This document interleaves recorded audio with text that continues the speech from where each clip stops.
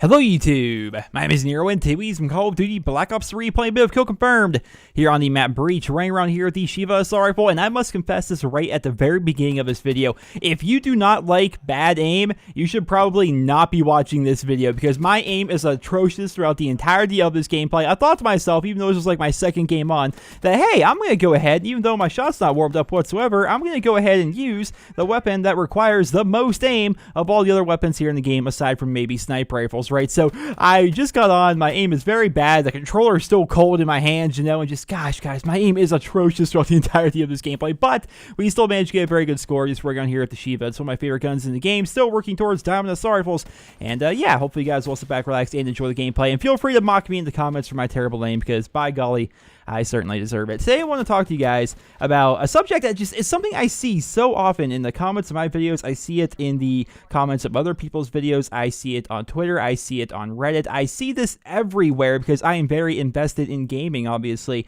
Elitism. Elitism in gaming. I made a video about this well over a year ago, and I kind of want to reiterate some of the stuff in that video here in this video. If you guys would like to check out the original one, there's going to be a link on your screen that's going to take you over to that. It was posted last September, I think it was, like September of 2014. And in that video, I talk about the console wars, right? Because that's when the Xbox One, the PlayStation 4, and the Wii U and PC, like there's this entire just console war where everybody was always arguing about which console was better. And it's starting to kind of come back. It never really went away, to be perfectly honest, because the console wars and people's elitism in gaming never seems to really go away, but I'm starting to see more and more of it recently, and I kind of wanted to take the time in this video to discuss it a little bit. So one thing that really brought my attention to this was this little graph that's been going around the internet. There's actually, I'll put a link to it down there in the video description if you guys want to look at the graph for yourself, but essentially what it is it was made, I assume, on the PC Master Race subreddit, and essentially what it is designed to say that yes, over time you can end up saving a lot of money while playing PC, but it's a very misleading graph which does not compare apples to apples whatsoever. I think, in fact, as I pull up the graph here to look at it myself, they actually, what they base the total prices of on this graph for how much console games cost is based off memory, whereas they actually use like the Steam database to get the prices for the PC games. It's not a very good graph. It's very misleading, and it's very PC Master Race propaganda-like, right? And so I saw that, and people started complaining about that and arguing about it and so on and so forth. It really just sparked this entire discussion about PC gaming and how it is so much cheaper, right? That's one of the things that we always see all the time as I pick up just so many tags right here. I see so many people talking about the idea that PC gaming is so much cheaper because games on PC are inherently cheaper, but that's not necessarily true, right? That's not necessarily the case. To compare apples to apples, i.e. to compare the same thing and not just cherry pick examples, what is to say a game that is on the Steam sale is going to be cheaper than any sale that might occur for that same game on console? You know, there's really no way to prove that. There's no way to say that a game is going to inherently be cheaper on PC than it is going to be on console if you compare apples to apples. Now, obviously, we can discredit Valve games because Valve games are practically given away on PC. I mean, they are the people that also run Steam, which is the universal like one-stop shop for digital PC games. So, you know, Valve games don't really count. But aside from that, just most AAA games on PC, like on Steam, they're gonna cost the same amount on Steam as they are on console. And if they do go on sale, what's to say that particular sale that you get on PC is not going to be matched on console at some point? It just, the entire idea and what this graph was trying to prove is that console games are more expensive inherently. That's just not necessarily the case, and it's not comparing apples to apples. And it's one of those many arguments that you see online about why PC gaming is so much better. It's difficult to discuss PC because there's no universal PC, right? There's no universal PC manufacturer out there. There's no brand to PC. Like Xbox is made by Microsoft, PlayStation is made by Sony. PC, quote unquote, is the culmination of various brands and retailers to produce a single product, and you never really know what you're going to get with the product. The tough part about PC gaming and getting into it, and it's one of the things that scares off so many people from getting into PC gaming in the first place, is the fact that you basically have to be an enthusiast before you even get into PC gaming, right? Because you never know what you're going to get.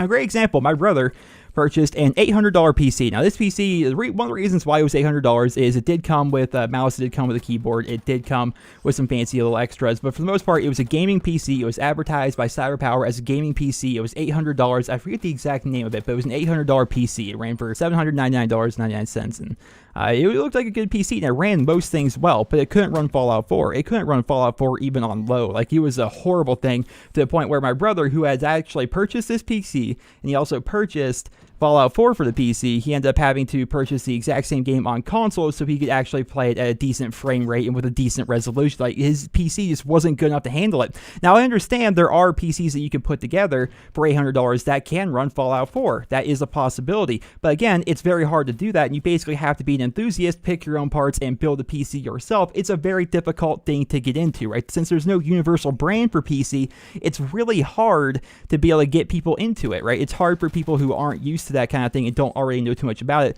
to get into the entire idea of PC gaming and to be able to get themselves a rig and be able to make it so their first rig is actually a good one, and they're not going to have to start, picking and choosing different parts to fix and upgrade on it right away. Now, with that example given, which is a true example, my brother can vouch for this, and I can too, because I helped him pay for his PC. I mean, it was an $800 PC that can't run certain games, and it's kind of a bit annoying.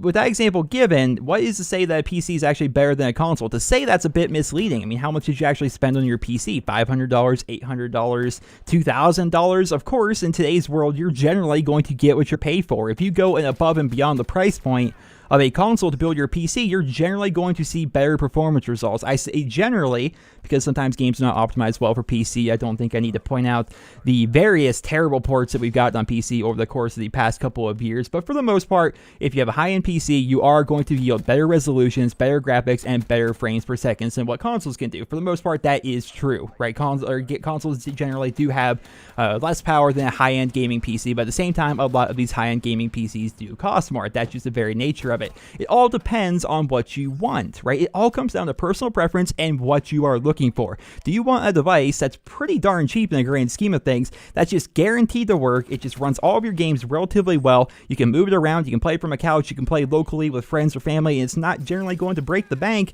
Get a console. It's a cheap way to play games, and it's a pretty good way to play games. Now, are you an enthusiast? Are you somebody that wants higher performance, higher resolutions, more frames per second, but you're also willing to pay a higher entry fee? Go PC. All platforms are great in their own way, even old platforms, which don't even get me started on the elitism that we see for people who are saying that, like, people on the 360 and people on the PlayStation 3 are holding gaming back, which is just so absurd that people seem to think that. It's, of course, with the console transition, it has to happen, right? Console transitions do have to happen eventually, but it takes time, and I don't blame people who still continue to play on the 360 or on the PlayStation 3. I don't. I mean, I just think it's odd that people have this elitism that these old consoles are holding back gaming, and that these old consoles are just, you're a peasant if you still use them, and so on and so forth. It's just, why are you being elitist about a console? And especially, don't get me started on the whole Xbox versus PlayStation. It just comes down to personal preference, guys. It comes down to which platform you chose to play on, what platform do your friends play on, what platform has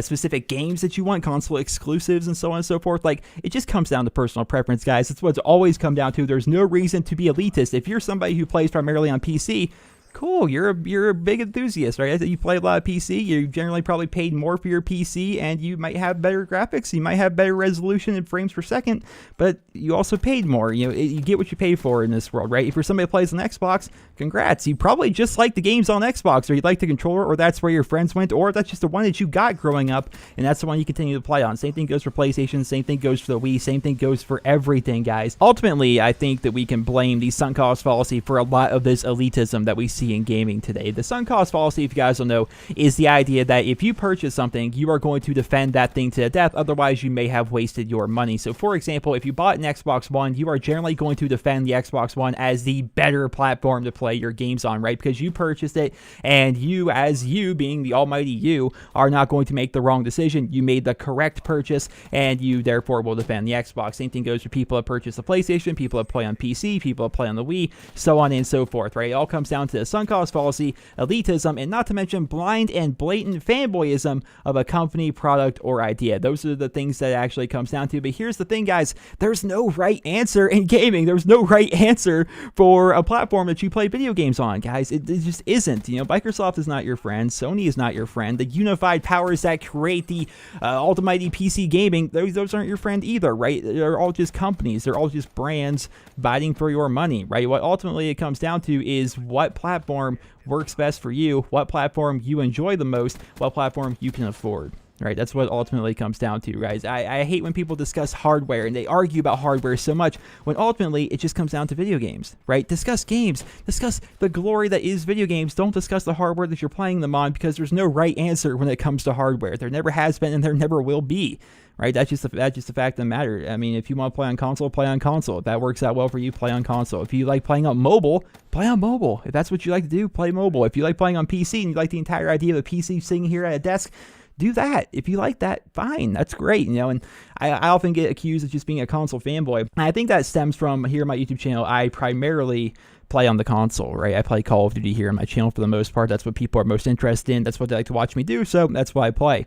But on console, to be honest, I don't play it a lot. I haven't turned on my PlayStation 4 in months. I play Madden and Call of Duty on my Xbox One. And aside from that, I play everything else on PC. I play what game I want to on the platform that I want to play it on, right? There's no right answer. If I think it's going to be more fun on PC, I'll play it on PC. If I think it's going to be better on the PlayStation 4 for whatever reason, I'll play it on PlayStation 4. If I think it's going to be better on the Xbox, I'll play it on the Xbox. You know, for me personally, I think sports games and shooter games are better on console, so that's where I play them. If I want to play an RPG game, I play it on my PC because I want to up the graphics as high as I can, you know, and I want to make it so the resolution looks as good as it can. I want to have as many frames per second as I can, you know, and I like RPG games on the PC, but I don't like shooter games on the PC because I'm not as good with the keyboard and mouse, and I don't like the disconnect that I get when using a console pad on the PC. I just don't like it. So for me, I like FPS games and I like sports games on the console, whereas I like just about everything else on the PC. That, right? There's no correct answer. That's all personal preference. There's a lot of you out there that are probably thinking to yourselves like, what, you like shooter games more on console than you do on PC? What is wrong with you? That's me. That's what I like. That's what it comes down to, guys. There's no right answer for everything. There's no universal right answer. It's just a platform. It's just a platform, guys. Your platform doesn't define you as a gamer. It is just the hardware that you use to play the games, because ultimately that's what actually matters, guys. The games that you're playing. That's what actually matters, and I hope you guys all take that to heart. So I hope you guys all enjoyed this video. I hope you guys all found it helpful and informative, and if you did, drop me a rating. I hope you guys all have a wonderful day.